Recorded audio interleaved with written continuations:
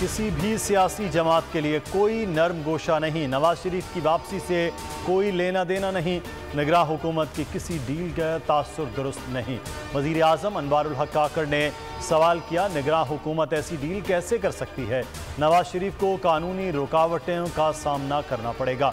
सियासी कायदीन को मुकदमात के लिए कानूनी हल तलाश करना होंगे। इत्मीनान है, रियासत बचाने के लिए हमने सियासत कुर्बान की। रियासत न बचती तो सियासत वैसे ही दफन हो जाती। शहबाज शरीफ का लाहौर में तकरीब से खिताब, कहा मखलूत हुकूमत में रियासत को बचाया, सियासत की परवाह नहीं की।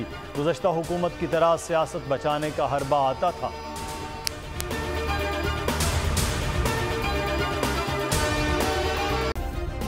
सब्सक्राइब करें और बेल दबाएं ताकि कोई खबर रह न जाए।